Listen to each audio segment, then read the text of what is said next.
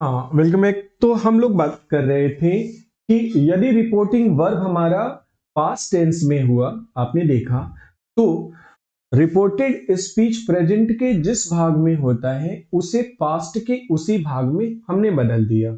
अब यहाँ पे एक सवाल आपको आगे से करना है, वो ये कि सर अगर रिपोर्टिंग वर्ब पास्ट में है, मान लीजिए कि ये पोर्शन हमारा रिपोर्टिंग वर्ब है आरवी, ठीक है ना, ये पास्ट में है। हम इंडिकेटिव लैंग्वेज में बात कर लें थोड़ी देर के लिए, आर यस। अब यहां पे सवाल ये है कि ये पास्ट में है और आर यस भी पास्ट में हो, प्रेजेंट में था तो पास्ट में कन्वर्ट करने का रूल आज तक चल रहा है, ठीक है।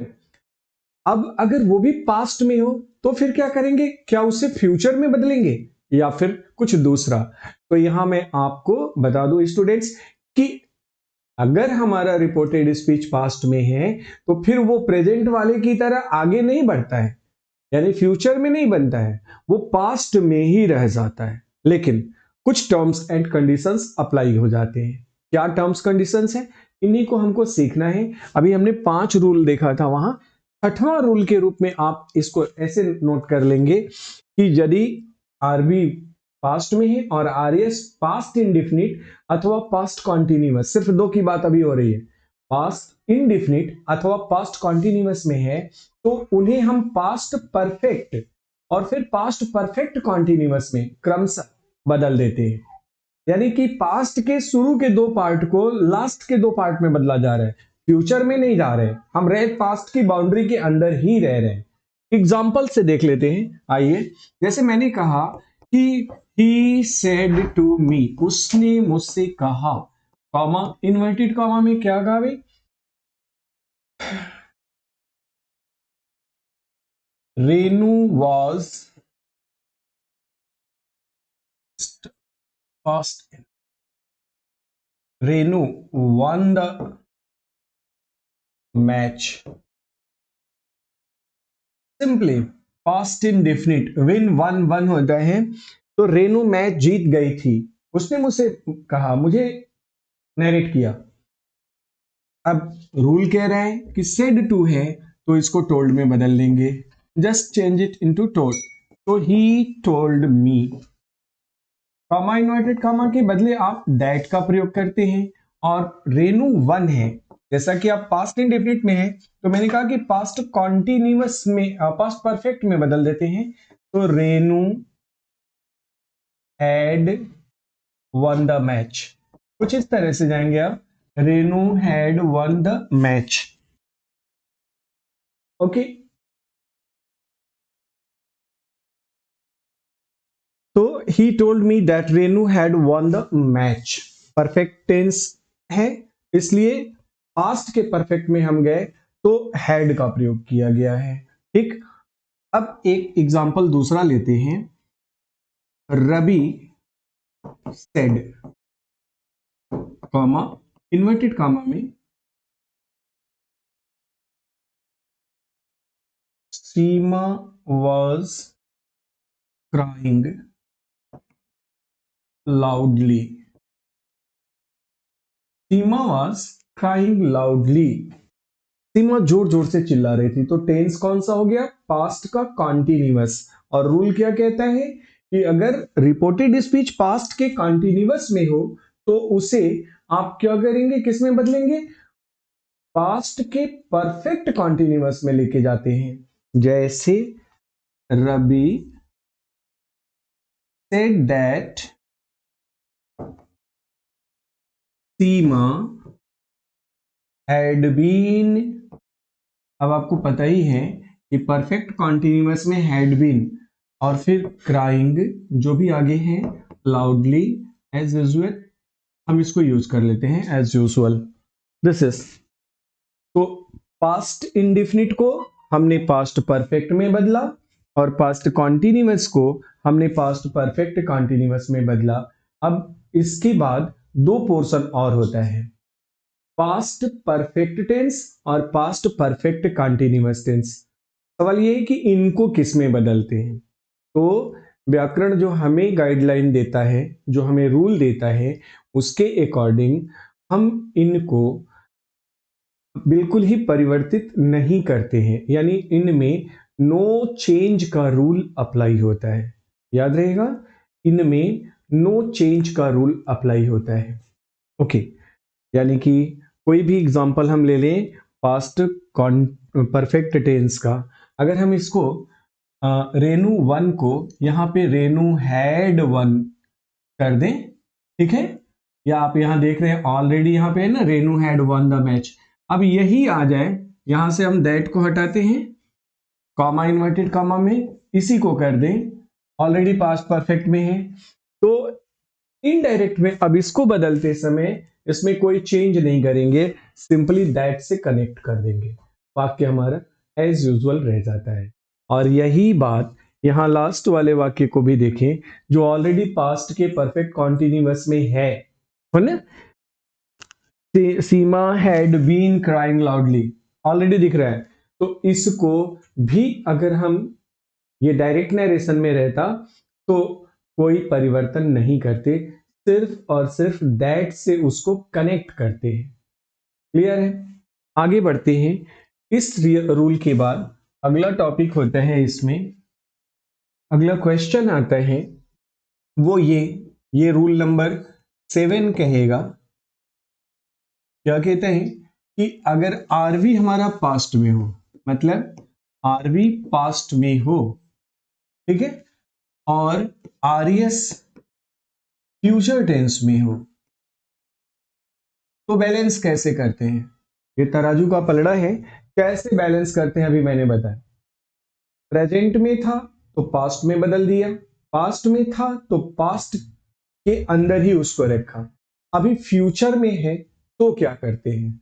अब यहां के लिए रूल कहता है कि अगर फ्यूचर में विल अथवा सेल, आप गौर करेंगे यहां पे सिंपली विल सेल की बात कर रहे हैं, विल सेल है तो आगे कोई भी फॉर्मेट हो, गौर करना है, चाहे वो इंडेफिनिट हो, कॉन्टिन्यूअस हो, परफेक्ट हो या परफेक्ट कॉन्टिन्यूअस हो, फॉर्मेट कोई भी हो, रूल सेम होगा। क्या? विल और सेल को क्रमशः वुड और शुड में बदल देना है।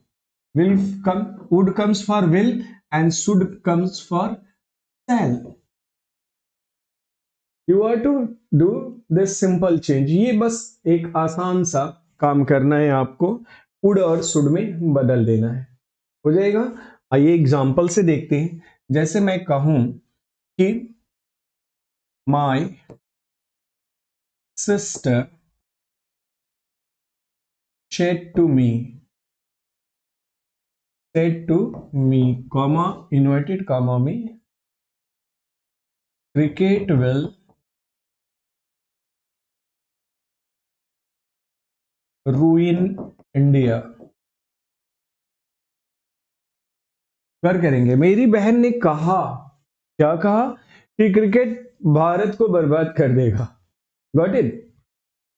गौर करिए, विल का प्रयोग किया गया है। ऐसे में जब हम इसको कन्वर्ट करेंगे तो सेड टू की वजह से आपको फर्स्ट चेंज क्या करना है? टोल्ड में बदलना है।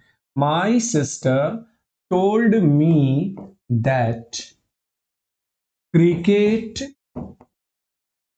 वुड, अब यहां विल के बदले आपने वुड कर लिया, रूइन इंडिया, जो भी आगे है उसे वैसे का वैसे कर देते हैं, यानी फ्यूचर के फॉर्म्स में सिंपली दो चेंज करते हैं, विल को वुड में, सेल को शुड में। क्लियर है?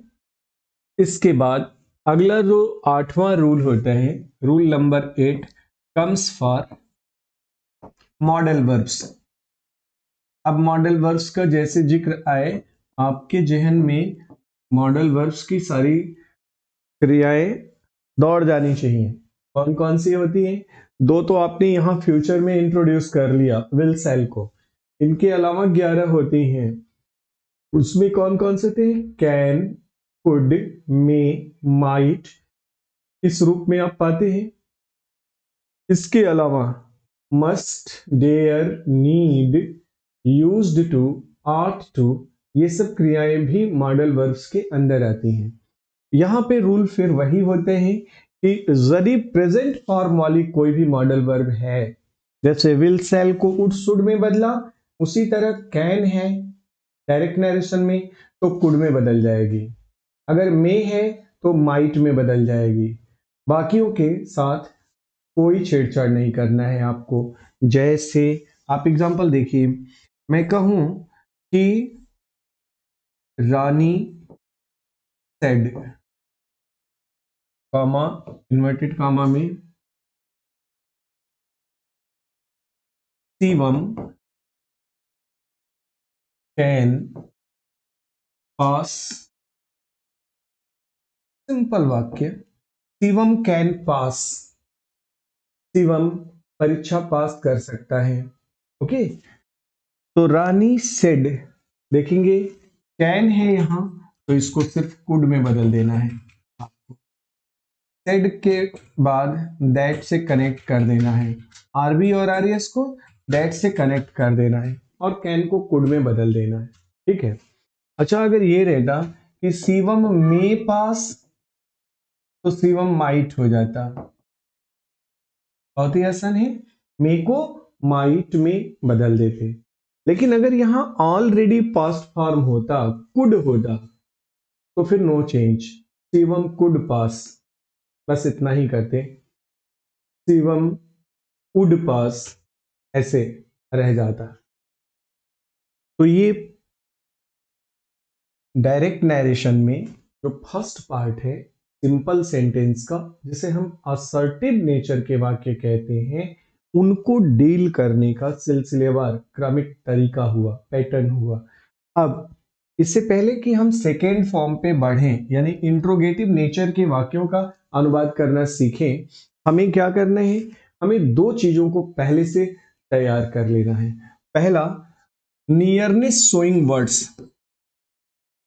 नियरनेस शोइंग वर्ड्स, इसको हम डायरेक्ट नरेशन कहेंगे। और दूसरा डिस्टेंट वर्ड्स, इनको हम बदलते डिस्टेंट में है तो इसे हम इनडायरेक्ट नरेशन कहते हैं। ठीक है, अब कौन कौन से शब्द हैं जो नियरनेस दिखाएंगे और डायरेक्ट नरेशन में अगर आ गए तो उनके बदले, अब इनका एक लिस्ट होता है। जैसे अगर यहाँ पे कम है तो उसके बदले गो का प्रयोग करिएगा, यहाँ पे दिस है तो दैट हो जाता है इसके बदले, यहाँ पे दीज है तो यहाँ दोज हो जाएगा, यहाँ हियर है तो आप यहाँ देयर कर लेंगे।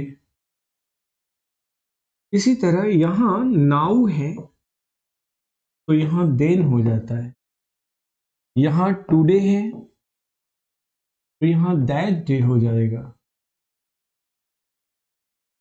अगर टुनाइट है तो दैट नाइट हो जाएगा। लेकिन अगर यहां पे लास्ट नाइट है, ध्यान रखेंगे, last week, last night, last month, last year, last के साथ कोई भी है, ठीक है ना, तो वहां पे प्रीवियस नाइट,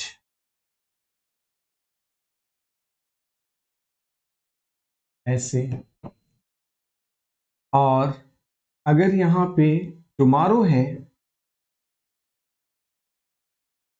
फ्यूचर की बात कर रहे हैं, तो यहां पर फॉलोइंग डे और द नेक्स्ट डे,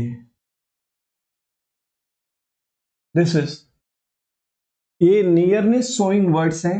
अगर डायरेक्ट नरेशन में देखेंगे तो आपको इस लिस्ट के अकॉर्डिंग इनको कन्वर्ट कर लेना है। मैंने स्पष्ट रूप से ये चार्ट बना दिया है, आप चाहें तो इसे सेव कर लेंगे या राइट डाउन कर लेंगे, मेमोराइज होना चाहिए आपको। ठीक है, बहुत ही सिंपल चीजें हैं। आगे बढ़ते हैं, इनको जो दूसरा इंपॉर्टेंट टॉपिक होता है नरेशन में, इंट्रोगेटिव फेज में जाने के पहले जिसको आपको क्लियर कर ही लेना होता है, वो रूल्स ऑफ प्रोनाउन होता है। ये सबसे इंपॉर्टेंट फेज भी होता है, मैंने पहले भी बताया आपको, रूल्स ऑफ यूजिंग प्रोनाउंस।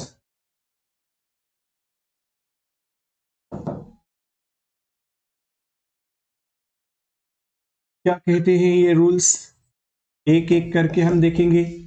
ये कहता है कि आरवी पास्ट में हो, ठीक है ना, आरवी यदि पास्ट में है और आरएस में फर्स्ट पर्सन प्रोनाउन आया हो।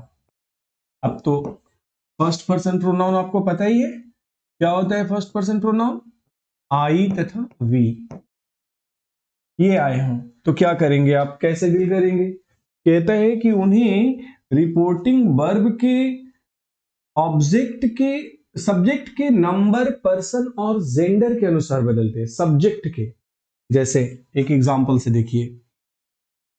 Example, he said to me, comma inverted comma में I am the best।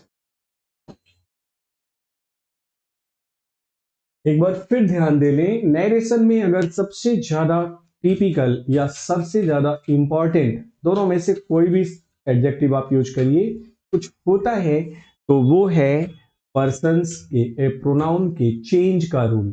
ठीक है ना। चेंज से मतलब क्या है कि यदि रिपोर्टिंग वर्ब हमारा पास्ट में है, जैसे कि आप यहां देख रहे हो सेड टू, ये पास्ट दिखा रहा है, और रिपोर्टेड स्पीच में फर्स्ट पर्सन का कोई प्रोनाउन, यहां सब्जेक्ट की जगह पे क्या आया है, आई आया है, तो क्या करते हैं कि इसको रिपोर्टिंग वर्ब के सब्जेक्ट के नंबर, पर्सन और जेंडर से, यही फार्मूला है पीएनजी, याद रखेंगे, पर्सन, नंबर और जेंडर के अकॉर्डिंग बदलते हैं। ये नहीं कि कोई भी कुछ भी लिख देंगे। याद रखेंगे अक्सर जो भी कॉम्पिटिटिव फॉर्मेट्स होते हैं उसमें 4-5 सवाल इस टॉपिक से, केवल प्रोनाउन से आपको मिलता है।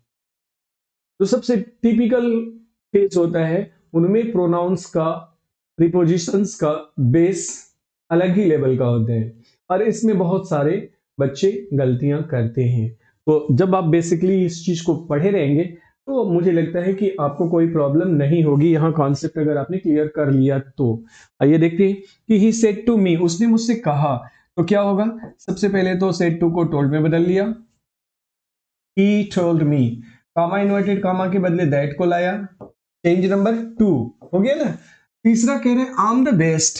अब कौन कह रहा है, किसके बारे में, उसने मुझसे कहा, मैं, यानी वो खुद के बारे में कह रहा है, तो ये थर्ड पर्सन, नंबर कौन सा है, सिंगुलर, ये फर्स्ट पर्सन सिंगुलर है, तो इसके अकॉर्डिंग बदलेगा, यानी डोमिनेंट ये है, डोमिनेट ये कर रहा है, तो यही यहां पे आ जाएगा आई का चेयर। अब इसने एक्सचेंज कर लिया तो ही, अब टेंस का ये तीसरा स्टेप था। चौथा स्टेप ये देखेंगे कि किस टेंस की बात हो रही है, तो प्रेजेंट सिंपल की बात है, इज एम आर की बात है, तो पास्ट सिंपल में चला जाएगा, ही वॉज द बेस्ट।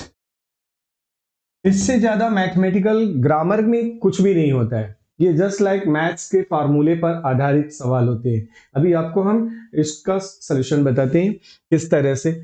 इसे प्रोनाउन को 3-to-1 का रूल भी कहा जाता है, 3-to-1, और सिर्फ एक नियम से 6 नियम निकलते हैं, एक से। कैसे, 1 by 1 हम आपको समझाएंगे, लेकिन 3-to-1 के फार्मूले को अडॉप्ट करने से पहले मैं आपका न्यू और भी मजबूत कर रहा हूं। आप देख ले पहले पार्ट में हम आपको 3 पार्ट में तीनों पर्सन के क्वेश्चंस को एग्जांपल के साथ समझा दे रहे हैं। अब यहाँ पे फर्स्ट पर्सन सिंगुलर नंबर का एग्जांपल था, अब हम इसको एक एग्जांपल लेते हैं प्लूरल नंबर का। जैसे विराट सेड, विराट ने कहा, ठीक है, टू हिज प्लेयर्स,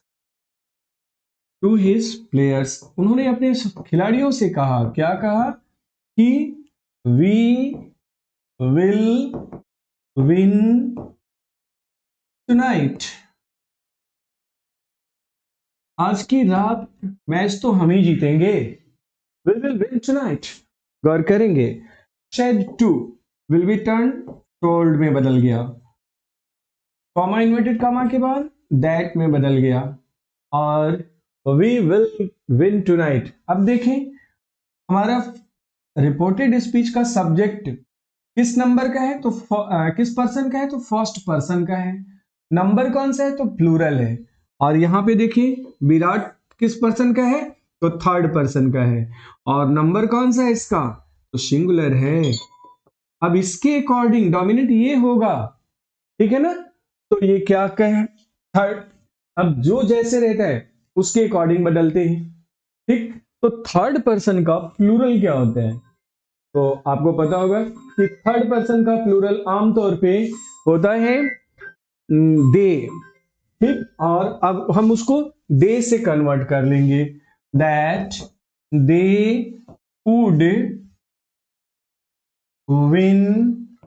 अच्छा, टू नाइट को किस में बदलेंगे, अभी नियरनेस और वाला चार्ट बताए थे, तो tonight will be change into that night. हम इसमें दैट नाइट में बदल देते हैं इसको, okay. Virat told his players that they would win that night. विराट ने अपने साथी खिलाड़ियों से कहा कि वे लोग उस रात मैच जीतेंगे। ये तरीका होता है पर्सन्स के चेंज का। तो अभी केवल फर्स्ट पर्सन को चेंज करने का रूल आपने देखा। अब आपको कोई कंफ्यूजन, हाँ, इसमें और भी एक्सरसाइज कर सकते हैं, और भी प्रैक्टिस के लिए, डीप पेनिट्रेशन के लिए क्या कर सकते हैं, आप गौर करें। यहां पे जो थर्ड पर्सन प्रोनाउन है ही सेड टू मी, इसको हम बदल भी सकते हैं।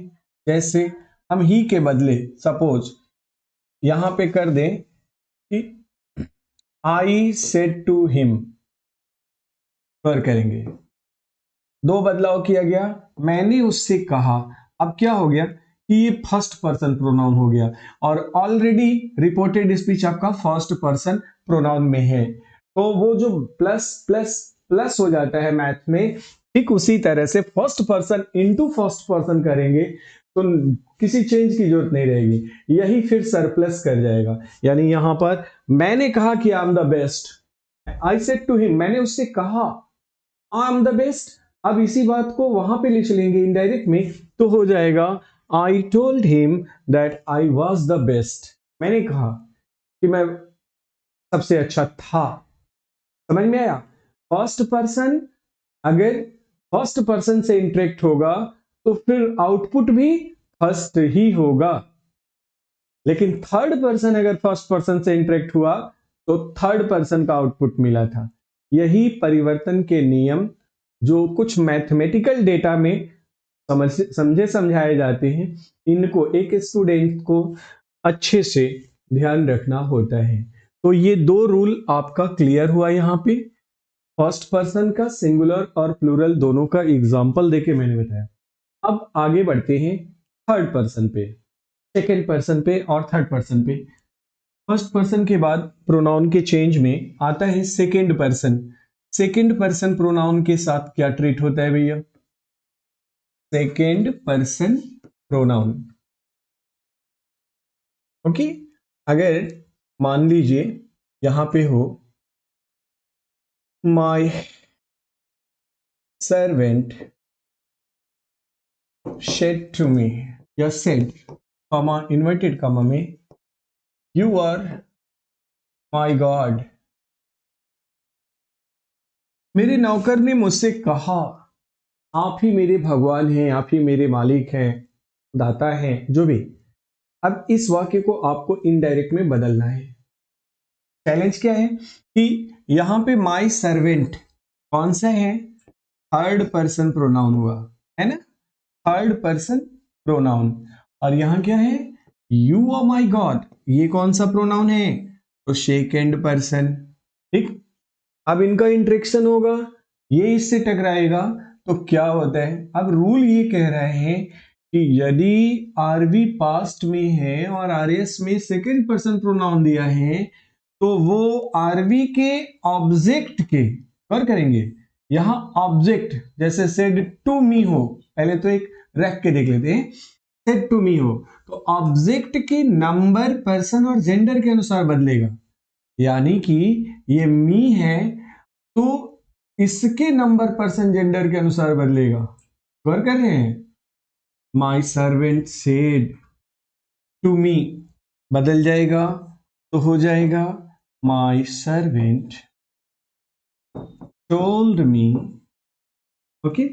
दैट से जोड़ा आपने, टोल्ड मी दैट अब मी का सब्जेक्टिव रूप क्या होता है? नॉमिनेटिव केस आई होता है। I was, okay. अब ये क्या है? माई। ध्यान रखेंगे फर्स्ट पर्सन है, थर्ड पर्सन में हिज हो जाएगा और गॉड का गॉड रह जाएगा। ओके।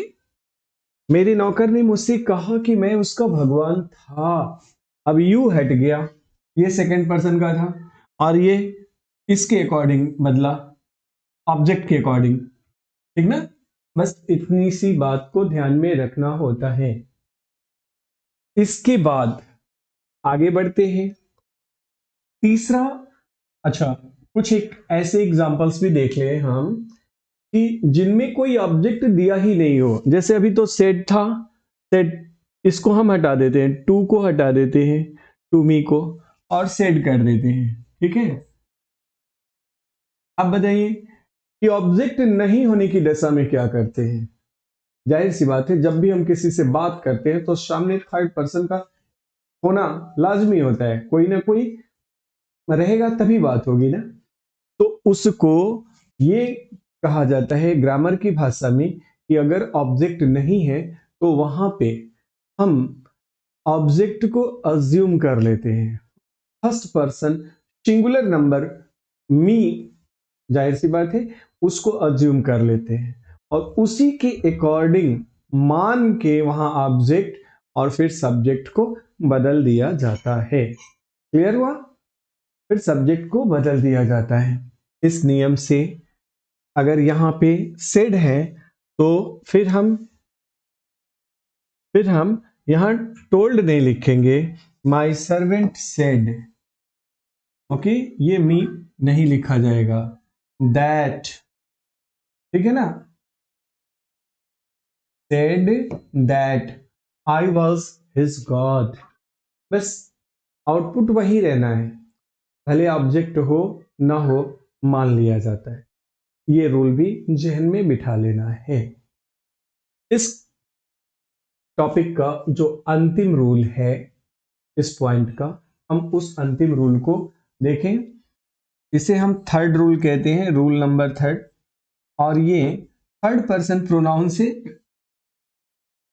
बिलोंग करता है। थर्ड पर्सन प्रोनाउन आपको याद होगा, ही, सी, इट, ये तीनों सिंगुलर बोले जाते हैं और दे को प्लूरल बोला गया है। अब अगर डायरेक्ट से इनडायरेक्ट में बदलना है आपको और रिपोर्टेड स्पीच में थर्ड पर्सन का कोई भी प्रोनाउन दिया हो तो जानते हैं, तो बहुत ही सिंपल रूल है, नो चेंज। ये रूल नो चेंज का है, यानी कि रिपोर्टेड स्पीच का सब्जेक्ट नहीं बदलेगा अगर थर्ड पर्सन का है। As it is it will be followed, उसको जैसे का तैसे हम फॉलो करते हैं। जैसे एक एग्जांपल से समझ लेते हैं। My mother said, comma inverted comma में, she is an active lady. मेरी माँ ने कहा कि वो बड़ी सक्रिय महिला है, या जो भी हो इस बात को। तो अब आप देखो कि यहाँ पे सी आया है रिपोर्टेड स्पीच का सब्जेक्ट बनके, जो थर्ड पर्सन प्रोनाउन है उसको कोई चेंज नहीं करेंगे, सिर्फ दैट से जोड़ दीजिए, बस इतना। ही, सी, इट, दे कोई भी हो उसे एज इट इज रखते हैं। यहाँ पे आपको इतनी छूट मिल जाती है, वो अतिरिक्त दिमाग पे आपको दबाव नहीं देना है। उम्मीद करते हैं कि इस टॉपिक का सबसे इंपॉर्टेंट रूल आपको क्लियर हो गया होगा और प्रोनाउन से संबंधित जो भी सवाल अब होंगे आपको कभी भी कहीं भी आते हैं तो उनको सॉल्व करने में कोई प्रॉब्लम नहीं होगा। हालांकि इसमें अभी आगे चल के आपको 3-2-1 यानी कि SON का भी रूल कहा जाता है, वो अभी आपको पढ़ना शेष रहेगा, लेकिन इसे आप पहले रिवाइज कर लें। हम एक साथ बहुत ज़्यादा आपको कंटेंट प्रोवाइड नहीं कर सकते, ओवरलोड ना हो, इसके लिए शेष नियमों को हम आगे एक्सप्लेन करेंगे। यहाँ तक के रूल्स को आप प्रोनाउन पे मतलब मेमोराइज करने की दृष्टि से, बेहतर करने की दृष्टि से आप इन पे 5-10 एक्सरसाइज करेंगे। जब इन नियमों को दोहराएंगे बार बार तो निश्चित रूप से बेस आपका बहुत अच्छा हो जाएगा।